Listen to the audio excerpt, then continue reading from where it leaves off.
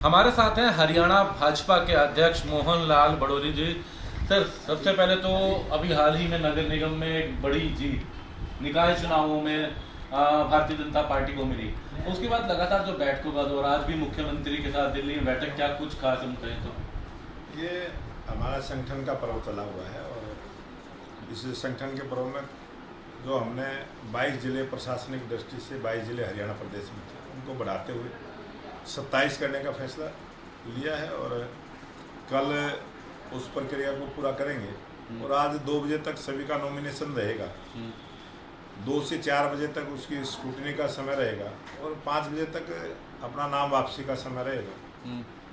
और भारतीय जनता पार्टी के अंदर भी लोकतंत्र मजबूत रहे, इसीलिए भारतीय जनता पार्टी का जो संगठन है, हर 3 वर्ष के बाद हमारी ये चुनावी प्रक्रिया पार्टी के अंदर रहती है और उसको हम पूरा करेंगे।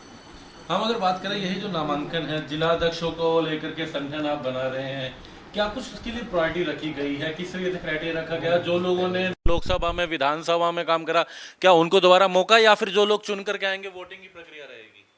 नहीं, ये तो सबको मौका मिलता है। चुनाव लड़े हुओं को भी रहता है, जो चुनाव नहीं लड़े उनको भी रहता है। और संगठन में, संगठन की दृष्टि से संगठन का लाभ किस कार्यकर्ता से ज़्यादा रहेगा, ज़्यादा समय देगा, उसी हिसाब से उसको जिम्मेवारी मिलती है। जिनके चुनावों में अहम भूमिका रही, अच्छा रहा काम, उनके लिए फिर क्या रहेगा? क्योंकि इस नामांकन सरकार में भी, संगठन में भी बहुत सारे ऐसे स्थान हैं, सबको कहीं ना कहीं स्थान मिलेगा, सबको कोई ना कोई जिम्मेवारी मिलेगी। और अनेक वर्षों से जिसको आज जिम्मेवारी मिलेगी, कल को कोई दोबारा से होगी तो दूसरे को जिम्मेवारी मिलेगी। तो निरंतर चलने वाली प्रक्रिया है। संगठन आप तो लगातार बना ही रहे हैं, कांग्रेस को किस तरीके से देखते हैं हरियाणा के अंदर? अगर बात की जाए तो विपक्ष कांग्रेस बहुत पुरानी पार्टी है, बूढ़ी हो चुकी है और बूढ़ी पार्टी है, तो जिस प्रकार से वो चल रही है अपनी गति के अनुसार चल। संगठन को लेकर उनसे कुछ उम्मीदें हैं? संगठन तो उनका खत्म हो चुका है। संगठन नाम की तो कांग्रेस में कुछ है नहीं, वो तो परिवारवाद की पार्टी है।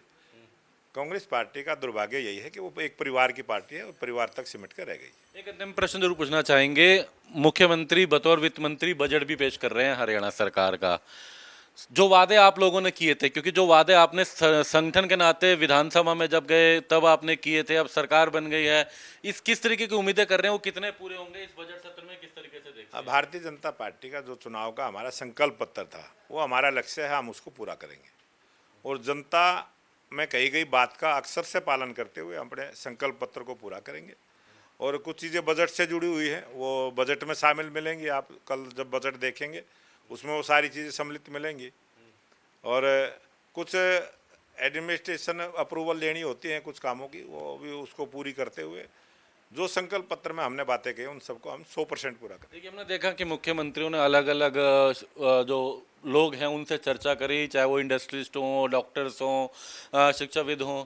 बतौर संगठन के नाते, क्योंकि आप प्रमुख मुखिया हैं प्रदेश में संगठन के, तो आपने क्या राय अपनी दी है संगठन को लेकर? भारतीय जनता पार्टी के प्रत्येक जिले में भी इस बजट को लेकर चर्चा हुई है, प्रदेश स्तर पर भी चर्चा हुई है।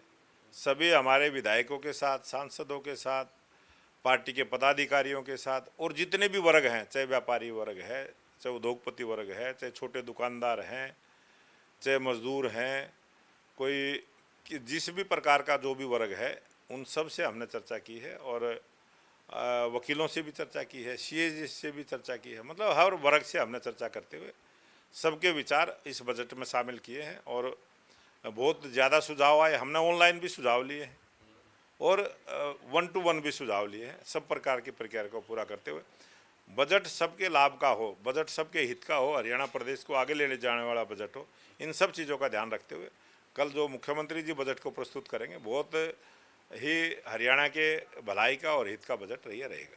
तो हरियाणा भाजपा के अध्यक्ष मोहन लाल बड़ोली जी, जिनका कहना है कि जो संकल्प इन्होंने लिया था विधानसभा चुनाव के दौरान लोगों के बीच रखा था, उसकी तस्वीर भी इस बजट में नजर आएगी और तमाम लोगों के हित का ये बजट रहने वाला है। हालांकि संगठन को लेकर के लगातार संगठन के चुनाव भी चल रहे हैं और इसके साथ साथ बैठकों का दौर भी, और उसी को लेकर के दिल्ली में उनकी ये कई अहम मुलाकातें रहने वाली हैं।